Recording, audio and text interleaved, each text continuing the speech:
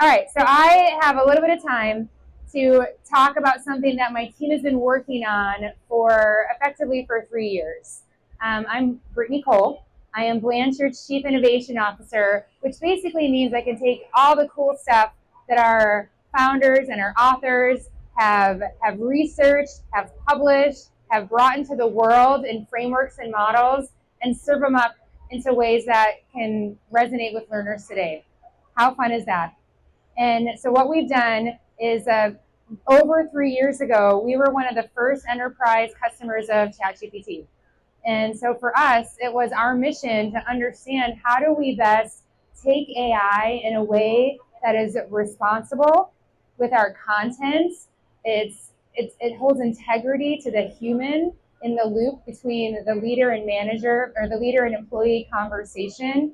And so how does it show up in a way that is safe, governed, and effective when using AI? And so I'm really excited to show you what our team has done and what we launched here at ATD, and what we'll be able to play with and try out today. So for us, what we fully believe is leaders need formal learning opportunities. They need the time to learn a framework, a model, a set of principles to go have better conversations at work. So do something formally, whether that's in class, in a virtual class, in an asynchronous class. But then the key is they actually need help at the point of pressure. You might hear in the flow of work, but think of it a little bit differently, because it's not just randomly in the flow of work. When is it? It's before a one-on-one. It's when an employee says, hey, I'm frustrated, can you help? So it's at the point of pressure. Whatever that pressure is, good, not so good, difficult, not so difficult, but something they need at that time. And so when we think about formal learning, moments creating insight, that real work demands application. And that's the crux of it. How do we take, when we have those formal learning moments, and we give people what they need when they need it in a way that makes sense to them? So it's not just, hey, here's a video to go watch, but here's what to say and how to say it to this employee who's struggling in this moment, and doing something that's not just full of emojis and fluff, but it's actual tangible support. And that's what we've unlocked with Blanchard.AI. Who gets to have Copilot at work, or ChatGPT at work, or maybe even your own LLM? Yeah, a couple of you. They're awesome. You can put your stuff in. They're getting smarter and smarter, but there's the intent of them is full purpose use. So you're using it everything from, hey, can you analyze this spreadsheet, to help me prep a strategy session with a senior group. And so you're going to get good information, of course. That's the power of AI. But what's missing from that? What's missing?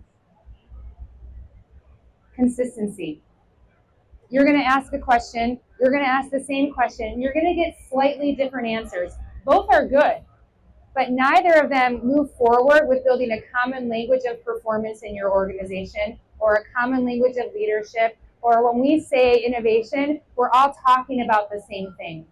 And so imagine leveraging AI where the information is still personalized to you, but it's consistent in the framework and in the way we talk at our company. So that when I talk about innovation, or I talk about performance, or I talk about leadership and motivation and commitment and confidence, we all know what we mean, but we're delivering that in a way that's still personalized to the situation. That's what AI needs to generate for us today, is not just new over and over again, and it's just a whole bunch of AI slop that we're having to regenerate every single time, but it's helping us build confidence over the course of time with scaffolding help when we need it most. All right, so when we think about Blanchard.AI, the intent of it isn't to solve all the world's problems. It's not to help make empanadas. We tested that use case, and it did it really well, and we actually trained it not to do that, because that's not the intent. But the intent is to bring a leadership challenge and get the help when you need it most, pointing you to the mindset and the skill set that's going to help you get there faster. And so when you think of the output, it's going to be shorter, It's going to be more action-oriented than what you might get from a general-purpose AI machine. All right, so I'm going to just build this out. 1, 2, 3. So when we think about why would you use something like Blanchard.AI, it's because you have a real challenge in the moment. I have an employee. They think they're D4. They think they know everything about every single task. And I need to say, you know what, you're not quite there yet. How do I do that in a way that's graceful? How do I do that in a way that doesn't ruin the relationship? I still want to be seen as empathetic. So how do I deliver really challenging feedback to say, you know what, you're not at a D4, you're probably at a D2, and let me give you some coaching and support and guidance and show you how. What do I say? You're going to get guidance that you can go use now. It's not something that you can go use tomorrow. It's not something that's just going to give you some cheerleader information, but it's going to say, here's how, here's why, and how else might you think of that? And so it's going to actually challenge you instead of just really thinking of the confirmation bias that a lot of generic AI tools are like, you're right, they're wrong, and let's keep going. And then finally, it's building leadership that sticks. When we think about the tools that are around today, the intent of them is having high eyeball share. They want you to spend a lot of time in ChatGPT. They want you to spend a lot of time in pick e-learning platform of choice. What we want to do is we want to give you the tools that you need to go into a conversation confidently so you can then go help that employee or that leader can feel they can confidently deliver that message, or they can even share, is AI going to remove my job? And then let me talk to you about a role of AI and what we believe the human in the loop should actually look like in reference to your role. And that's what we've done. All right, so when we think about the things that you can use Blanchard.AI for, one is getting guidance. I need help. Answer this question. It's going to answer that question. Help me practice. Help me role play a conversation. Help me reinforce something I already learned.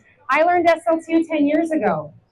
I really think that model is kind of valuable. How might it work in context today?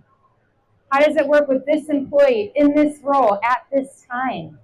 Decision support. I'm debating how to go about this. Can you give me some guidance? Can you challenge my thinking?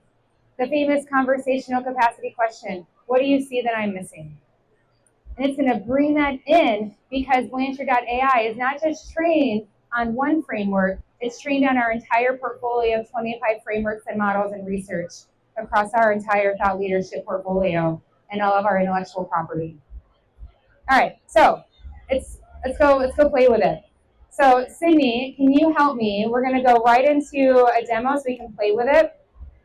What's so fun too is I get to work with a really amazing team that's far smarter than me. And so even what you're going to see today is the beta version, and the next version is going to be ready in about 4 weeks from now. So it's continually evolving itself. And so even everything you see here in this amazing conference, the best tools today are going to be new tools in 6 months from now. And so continue to learn and continue to play and continue to experiment. Let's do it together.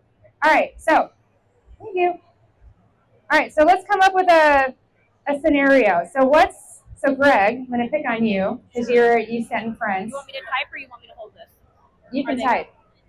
All right, Greg is gonna tell April what is a challenge at work that you're facing today, and give some context.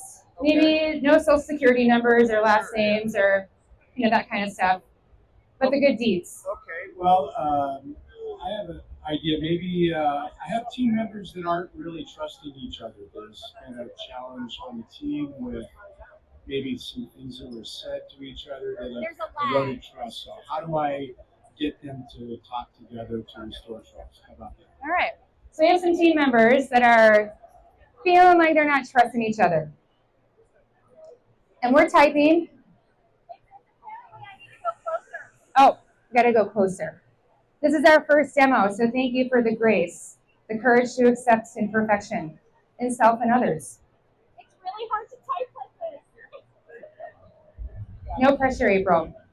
But I'll kind of walk you through a little bit about what you're seeing here in this beta version. So it looks conversational. All of you have access to this today. So if you want to check out and play with Blanchard.AI, just go log in. We have different ways that you can authenticate, whether it's with your work email or LinkedIn. But what you're going to see here is something that is going to be reminiscent of what you see in other GPT-like tools. There you go. So a couple questions around the nerdy side of the tech. We actually pull from a series of different models. So there's the Open AI model as well as Claude. We get to pull from because sometimes models go down. And so it's pulling from whatever is faster at that particular moment. Believe it or not, there's not a discernment of the output for the most part. We have our entire portfolio of intellectual property trained, and we continue to train it every day based on the feedback that's provided, based on new content. And so recently, if you came earlier and saw Leah speak about leading in the age of AI, we're using our AI point of view, and now you can get to start to see what's coming out. So what do you notice here? When a team is low on trust, treat it as behavioral based. So it's focused. What you see here is the 4 elements of trust from Blanchard's Building Trust model, but it's not calling it out in a way that it's program-based. It's calling it out in a way of what kind of trust is broken. So think of those. So Greg, we're gonna ask you in a moment, as you look at those 2 teammates who are having some tension, what's the one of the 4 that they're having struggle with? Well, they're not responsive to each other, so there's some questioning of whether they can depend on each other. So Greg just shared that they're not really responsive. So there's kind of some dependability issues, which is follow through. They say they'll do it and they don't. So there's missed deadlines, dropped handoffs. And then number 2, again, it says, here's what you need to diagnose. Here's something that you can go do. Run a structured trust restoring trust conversation using 3 simple steps. Acknowledge, apologize, and act. And if anybody here knows Blanchard, this is the model of how you restore trust. But what you're not going to see is the courseware. So this is, again, because we've trained the AI agent to bring in the best parts of Blanchard, it's going to bring in trust. But if you said, hey, it needs to be a difficult conversation, it might have had some trust with some elements of conversational capacity, and do it in such a way that's authentic to that particular moment. Does anybody else think? I don't know where the thing went. But that's really the intent. I know this is a super quick session, and those were intended to be. But what are some questions that you think about as you would use this at work? Or your team would use it at work?